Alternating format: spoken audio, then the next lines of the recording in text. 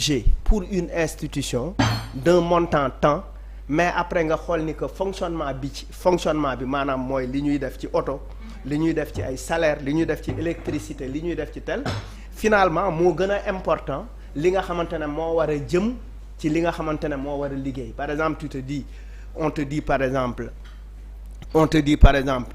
am na y a une institution temps wala une agence temps c'est destiné pour l'emploi li ko tax a jóg c'est l'emploi des jeunes et que globalement tu vois que ci biir budget bi li jëm ci fonctionnement moo ëpp li war a dem ci les projets pour moi il faut réduire drastiquement les institutions parce que on a des institutions à tripler on a budgétivores qui font presque la même chose quoi donc il faut qu'on évite cela ba pare ñu gën a à mon avis war nañu gën a rigoureux ci surtout le personnel du gouvernement qui travaille qui fait quoi et puis il y a un travail qui est déjà entamé maanaam auditer ñan ñoo nekk ci fonction publique. D'accord. Parce que il y a énormément de gens yoo xamante ne ñu ngi ci fonction publique dañuy émarger rek ils ne travaillent emploi pas. fictif yi. Oui, donc c'est des emplois fictifs, c'est énorme, ça fait perdre au pays énormément de milliards. Oui. C'est des choses qu'on avait constatées sous Macky. ñu ne woon dañ koy régler finalement c'est devenu benn affaire boo xamante ne mënuñu ko régler parce que ça permet de caser un personnel politique. L'État ne pourrait jamais rationaliser les ressources de l'État bu fekkee détaché wul affaire bi avec un comportement politique boo bëggee yenn affaire il ne faut pas chercher à cacher une clientèle politique. Parce que quand on cherche effectivement à caser une clientèle qui n'a pas de compétence parce que ce n'est pas mauvais de nommer une personne bu bokk sa parti si toutefois que cette personne effectivement am na la compétence qu'il faut par rapport à la fonction bien précise mais yu mel noonu dañ ko war a xoolaat bu baax a baax. Donc mën nañ dem vers une dépolitisation ouais, de l'administration. waaw waaye maas moom xam naa du ñàkk moom xam na yoon yu ñuy jaar ngir gën a lijjanti loolu patrimoine bâti bi wax ni am na ñoo xam ba léegi ci yenn logement yi ñu ngi ko occupé te newuñu ci njëriñal réew mi li malal di wax ni nañ ci def nak am na ñoo xam ne xëy na état buy rembourser mën na leen koo jox ak yu mel noonu mais peut-être yi ñuy wax mooy yi nga xamante ne c'est de manière illégale la ko ñenn ñaar. Oui dina yomb ci moom premier ministre ni mu ko annoncé liggéey boobu mu sóobu ci am ci ndam. man déjà bon j'applaudis. Parce que gis nga yu mel ni tey jii dafa am lu muy wane que gars yi bëgg nañu leeral. bëgg nañu rupture. gis nga Malal yaa ngi koy wax sànq dafa am ñoo xamante ne lii continuité la càcc gi doon càcc parce que les bâtiments administratifs dafa am lu ko waraloon ci benn ministère bu ñu amul fu ñu dem wala nangam ñu casé leen ci bâtiment boobu ñu sooy liggéey boo demee building administratif da nga koy gis ak yeneen mais fii li ñuy wane fii mooy dafa am ñuy jël di ko neexalee ay nit.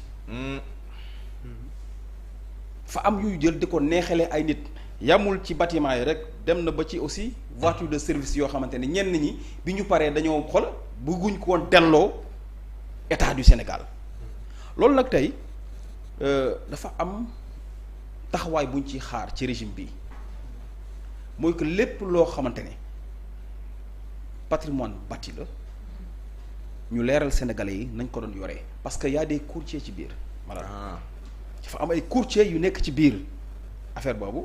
Oui, c'est-à-dire di lijjanti ci bâtiment yooyu nuñ koy doxee jox ko diw ak mu dëkk faak finalement dafay dem ba dootu nekkati bâtiment administratif. Parce que bâtiment boo xamante ni pour liggéey la administratif la da ngay ñëw liggéey wàcc dem ñibbi. mais bu ñu demee mais patrimoine bâti de l'État c'est un tout ça peut être des bâtiments à usage d'habitation. Absolument. Ça peut aussi être des bâtiments administratifs. Absolument. Mais man li may wax foofu mooy dama bëgg par exemple mu leer parce que bu ñu demee bay génn dossier yëpp nañu leer lépp Sénégalais yi ci patrimoine bâti boobu. beneen bi yaa ngi koy wax sànq ci wàllum réduire le train de vie de l'État ak yooyu noonu am na fu ñu la faloon sax foo fante la poste boobu est-ce que tam jël ko ba léegi oui non fal nañ ma c'est une nomination statutaire. Nomination. Oui, c'est le conseil économique en fait dañ ma nommé à la place de Birahim Seck quoi. ok bi ñu lay nommé est-ce que bi ñu lay nommé avertir nañ la. non yëguma ko. yëgoo ko. waaw yëguma ko. mais déjà. je suis même pas pour le moment déjà allé mais il faut quand même préciser. que au conseil économique et social il est prévu de nommer des membres de la société civile c'est une nomination statutaire.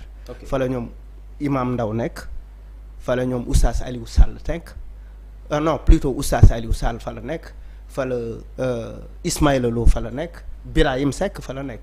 Ce qui veut dire que il ne faut pas mettre dans la tête des gens que quand quelqu'un est nommé au conseil économique et social on le nomme pour le corrompre parce que Birahim Seck c'est en état un conseil économique et social qu'il a écrit Prodac un festin xawma etc. Donc ça n'empêche jamais les gens, ça ne lie pas les gens. Donc moi personnellement je n'ai pas apprécié le fait que je n'ai pas été informé de la nomination et que j'ai été nommé à presque 4 jours du départ de Macky Sall. L'institution reste là. Je ne suis pas encore bon. Mais c'est ce qui est inadmissible Malal. Oui, je suis d'accord. Mu dem ba président de la République war a jóge ci bopp réewum Sénégal mu dese ko ay ñeenti fan mu ne day nommer nit conseil économique et environnemental mais amul benn sens. Et puis gis nga foo Sénégal faaw ñu waxante dëgg institutions yooyu c'est des institutions budgétivores te liñ koy utiliser souvent passal mooy caser la clientèle politique loolu lañ ko loolu la te loolu dañu bëgg tey pour réduire le train de vie de l'État que ça soit conseil économique environnemental conseil CSS yooyu yëpp état da ko war a jëlee ko fi parce que aussi amul benn sens y a des questions yi ñu bëgg régler yëpp assemblée nationale mën na ko régler kon je pense tey bu ñu bëggee réduire le train de vie de l'État déjà ci cadre ministres yi dañu war a xool le nombre de ministres gis naa ñu def jonction des ministères te loolu am na solo boole ñaari ministère ñu mën ci liggéey. pas parfaitement boole ay ministères ce n'est pas parfaitement partout bien. Ah oui, lu tax nga oui, loolu. le ministère de la culture c'est un ministère super important. On ne peut pas aujourd'hui à l'orée des industries culturelles et créatives rattacher le ministère de la culture et du sport. Et pour ce que le Sénégal représente d'un point de vue culturel par rapport à Senghor, par rapport à tout ce qu'il y a comme patrimoine culturel, pour man oui il y a pour man rationaliser boole yenn yi c'est super bien mais pas tout. Pourquoi nga bëgg culture ñu détaché. Non parce que la culture parce que dañu toll ci jamono boo xamante ne dañu nekk ci politique d'emploi des jeunes. loo xam ne am na loo xamante ne état mën na ko mais am na loo xamante ne état mënu ko te ci wàllu auto-emploi li culture di générer aujourd'hui aux États-Unis li fa culture di dugal ci xaalis leneen dugalu ko fa donc il est important ñu xam ni que nous avons énormément de jeunes qui n'ont pas pu réussir à l'école qui n'ont pas yoo xamante ne finalement c'est à partir d'un ordinateur qu'ils gagnent leur vie en composant une petite musique etc. Ou bien en faisant du graphisme ou bien en faisant tel pour man ça veut pas dire que duñu jël aussi en compte ministère de la culture oui parce que loolu aussi mais c'est réduire on peut pas tout le temps oui mais c'est réduire c'est réduire xam nga c'est pas réduire la culture à bas niveau non mais jonction des ministères boobu ça veut pas dire que aussi duñu jël en charge les problèmes de la culture comme ni mu waree oui non ça tu peux le dire comme ça en étant de l'extérieur. Moi je suis de la culture. D'accord. Je travaille dans la culture. Je fais de la musique depuis plus de 25 ans. Okay. Je suis dans des projets culturels. Je comprends li ñuy daj ci culture. Donc et je connais ce que le secteur là li secteur bi mën a indil état bi ci wàllu emploi. C'est-à-dire ça peut aider énormément l'état à gérer une partie du manque d'emploi des jeunes loolu lu am solo la je ne le dis pas parce que je suis un acteur culturel xam nga Sénégal dafa nekk dëkk boo xamante ne d'un point de vue culturel dafa stratégique et puis aussi dañu am un potentiel dans le domaine boo xoolee aujourd'hui les séries que tu as boo xoolee aujourd'hui même par rapport à notre histoire on peine à archiver notre propre histoire etc. Pour man la culture dafa nekk loo xamante ne dafa essentiel et je pense que l'État est en train de prendre note je ne dis pas par rapport ak li may wax nii quoi l'État a bien compris que effectivement parce que des fois tu peux dans le vif nii. way jël ay décisions et cetera. Et rien n'empêche à l'État de revenir en arrière sur certaines questions. Oui, donc mais li ngay laal lan la mooy ni nit ñi boole comme ni Mass di wax boole département. culture ak sport sport ak culture. oui mais dañu parce que boo xoolee ñaar yooyu dafa am lien. oui quand on parle de culture et sport ñaar yooyu dafa am lien. ak jeunesse non en fait tu ne peux parce que on ne peut pas. boo jëlee làmb aussi. dafa am benn façade culturelle bu mu am. ak yeneen yu mu am. léegi tey jii est-ce que Malal boole sport ak culture ah ça veut pas dire que rek ne du ñu régler problème culture parce que. est-ce que aussi culture dafa am solo. ndax ça avait réglé le problème du secteur. amul y a aucun ministère qui peut bu ñuy teg mu régler tous les problèmes. amul benn ministère bu ko mën. loolu mënul nekk. D'accord. Sinon du ñu folli état pour fal keneen. C'est parce que effectivement on est parti des manquements d'un pouvoir qui a mal géré d'un point de vue par rapport à ses engagements, par rapport au traitement même des citoyens, etc. Et les Sénégalais ont sanctionné. Il faut applaudir cela. On a eu un parti qui a pu convaincre les Sénégalais par rapport ak incohérence yi nga xamante ne parti bi fi nekkoon ni mu doon doxale baaxul. Il y a eu un nouveau parti. Absolument. Qui est arrivé au pouvoir avec des propositions. Mais ça n'empêche pas aussi les gens de dire écoute, il y a sur certains aspects il faut faire attention parce que aussi c'est ça notre rôle en réalité. mooy bu ñu boole culture ak jeunesse.